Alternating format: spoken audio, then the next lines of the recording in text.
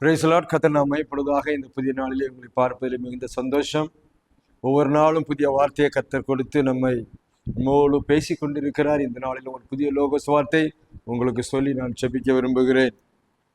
யோவான் சுவிசேஷம் 21ஆம் அதிகாரத்தில் 6ஆம் வசனத்தின் பிற்பகுதியில் ஒரு வேர்டு இப்படி போட்டிருக்குது.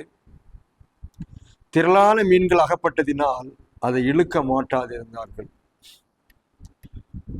அவர்கள் பாருங்க, திரளான மீன்கள் அகப்பட்டதினால் அதை இழுக்க மாட்டாதிருந்தார்கள் என்று சொல்லி ஒரு வார்த்தையை நான் பார்க்கிறோம். அருமையானவர்களே, இந்த கால வேளையிலே ஒரு இன்சிடென்ட் இங்கே நடக்கிறது நாம் வேதத்தில் வாசிக்கிறோம். இயேசு கிறிஸ்து உயிர்த்தெழுந்த பின்பு நடந்த காரியம். இயேசு இப்போ உயிர்த்தெழுந்து எல்லாரும் தரிசனம் கொடுத்து கொண்டிருக்கிறார். அந்த நேரத்தில் சீசர்லாம் கொஞ்சம் பேர் என்ன பண்ணாங்க, அதில் முக்கியமாக பேதுரு என்ன பண்ணா, நான் மீன் பிடிக்க போகிறேன்னு புறப்பட்டார். ஏன்னா அவர் மீன் பிடிக்கிற வல்லவர். மீன் பிடிக்க போயிட்டு அவர் தொழிலே அதான், அவரை தான் ஆண்டவர் ஊழித்து அழைச்சிருந்தார். மீன் பிடிக்க போகிறேன்னு புறப்பட்டு எல்லாரும் கொஞ்சம் சீசர்லாம் கூட போயிட்டாங்க, நானும் வரேன்னு சொல்லி கூட போயிட்டாங்க. போயிட்டு ரா முழுவதும் கஷ்டப்பட்டு கொண்டே இருந்தாங்க. ரா முழுவதும் அந்த கலிலேய கடலை சுற்றி சுற்றி சுற்றி வலை போட்டாங்க. எங்கே சுற்றி வலை போட்டாலும் ஒரு மீனும் கிடைக்கல. ரொம்ப கஷ்டம். நைட்டு ஃபுல்லாக போட்டாச்சு, தூக்கம் இல்லை, ஒன்றும் அகப்படலை, சாப்பாட்டுக்கு வழி இல்லை. அப்படிப்பட்ட ஒரு சூழ்நிலையில் அவர்கள் காலையில் அப்படியே சோர்ந்து உட்கார்ந்துருக்கும் போது இயேசு அந்த பக்கம் வந்து, பிள்ளைகளே இதாயிலும் சாப்பிட்றதுக்கு இருக்குதா என்று கேட்கும்போது ஒன்றும் அகப்படவில்லை, நான் முழுதும் பிரயாசப்பட்ட ஒன்றும் கிடைக்கலன்னு சொன்ன உடனே அப்படி சொன்னார், நீங்கள் அந்த வலையை அந்த படகின் வலதுபுறமாய் போடுங்கள் என்று சொன்னார். அருமையானவர்களே, இந்த கால வேளையில் ஒரு வார்த்தை கடந்து வருகிறது.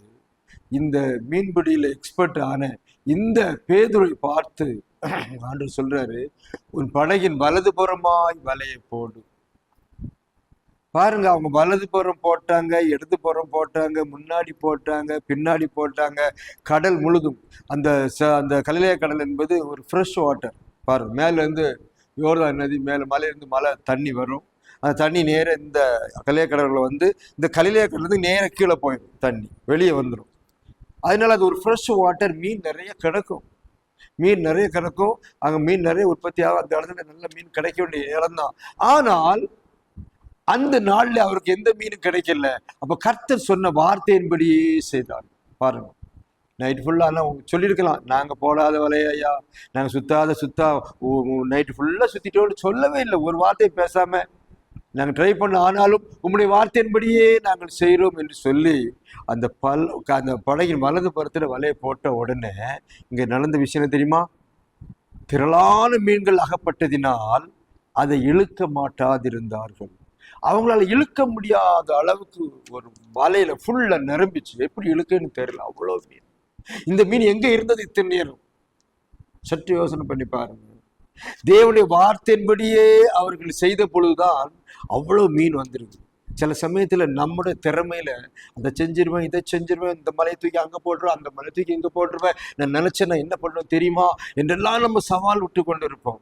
ஏன்னா நான் படித்த படிப்பு அப்படி, எனக்கு திறமை அவ்வளோ இருக்கு, எனக்கு சாமர்த்தியம் இருக்கு, எனக்கு பணம் இருக்கு, அது இருக்கு, இது இருக்குன்னு என்னெல்லாமோ பண்ணுவோம். சோதரம். அதைத்தான் இந்த பேதுருவும் நண்பர்களும் சீசர்கள் எல்லாம் சேர்ந்து நைட் ஃபுல்லாக தான் பண்ணினாங்க.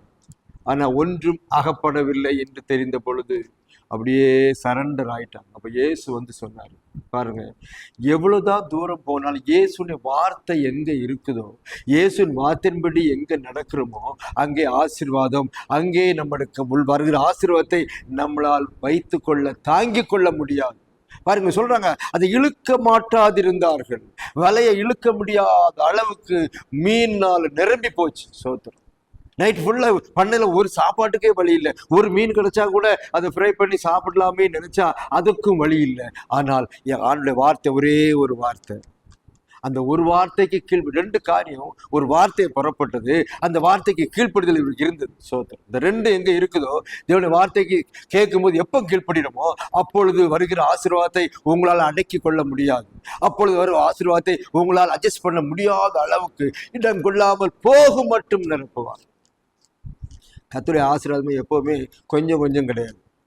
அவர் ஆசீர்வதிக்கும் போது போதும் போதும் என்கிற அளவுக்கு பாத்தீங்களா, 5 அப்பத்தை 2 மீனையும் ஆண்டவருக்கு பாருங்க எத்தனை 1000 பேருக்கு கொடுத்துட்டு மீதி 12 கூடை நிறைய எடுத்தார் அல்லவா. அப்போ அவர்கள் எல்லாரும் வயிறார திருப்தியாய் சாப்பிட்டு மீதி எடுத்தார்கள் என்று சொல்லப்பட்டிருக்கிறது.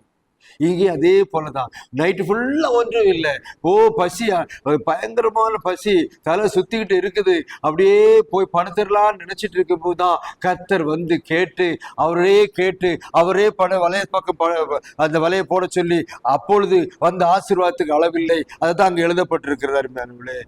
திரளான மீன்கள் அகப்பட்டது. சோத்திரம். இன்றைக்கு உங்க வாழ்க்கையில ரொம்ப சோர்ந்து போயிருக்கிறீங்களா? எல்லாம் அதை பண்ணிட்டேன், இதை பண்ணிட்டேன், அந்த வேலையை பார்த்து ஒண்ணுமே நடக்கலையா?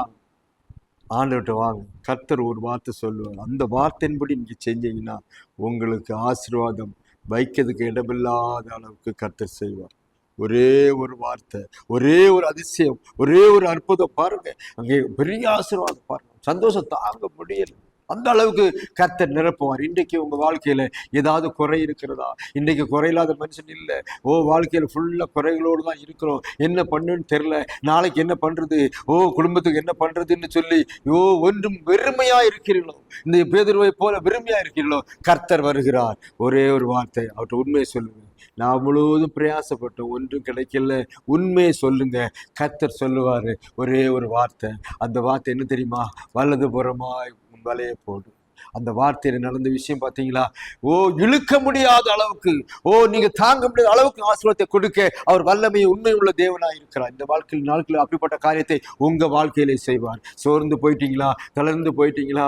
என்னால் முடியாது என்று சொல்லி நீங்க வாழ்க்கையை வெறுத்து கொண்டு இருக்கிறீர்களோ? பயப்படாதீங்க. உங்களுக்காக இயேசு ஒரு வார்த்தை சொல்ல அவர்கிட்ட வாங்க. அந்த இயேசு உங்களை தேடி வந்திருக்கிறார். இந்த காலை வேளையில் உங்களை தேடுகிறார். உங்களுக்கு என்ன வேணும்னு சொல்லுங்க. இந்த வார்த்தையை நீங்க கேட்கும் போது சொல்லுங்க, ஆண்டவரே இப்படித்தான் இருக்கு ஆண்டவரேன்னு சொல்லுங்க. என் கர்த்தர் தலைகீழாய் மாற்றுவார். சோதரம். இல்லை என்பதற்கு இடமே இல்லை. நீ இல்லை என்று சொல்லுகிற வார்த்தைக்காக இடமே இல்லாதபடிக்கு அவர் செய்வார். பரிபூர்ண ஆசீர்வாதத்தை கொடுப்பார். பரிபூர்ண படம் வந்தவர். நாட்களை ஒப்பு கொடுப்பீங்களா?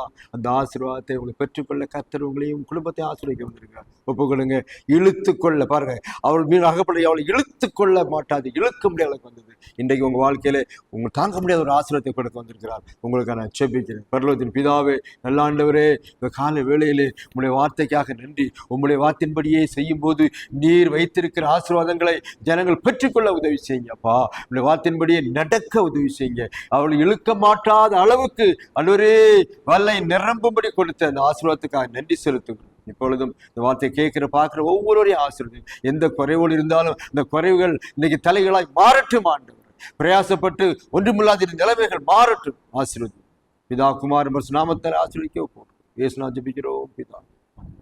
கர்த்தர் உங்களை ஆசீர்வதிப்பாராக. திரளான மீன்களாகப்பட்டதில் அது இழுக்க மாட்டாது. இன்னைக்கு உங்களுக்கு திரளான ஒரு ஆசீர்வாதத்தை கர்த்தர் கொடுத்து அதை தாங்க முடியாமல் பண்ணுவார். கர்த்தர்ட்ட வாங்க, அவர் சொல்ற வார்த்தையின்படி நடங்க. கர்த்தர் உங்களையும் குடும்பத்தை ஆசீர்வதிப்பாராக. இன்னும் ஒரு லோக சுவார்த்தை மூலமாக சந்திக்க வரையிலும் கர்த்தர் எல்லாரையும் ஆசீர்வதிப்பாராக. ஆமென்.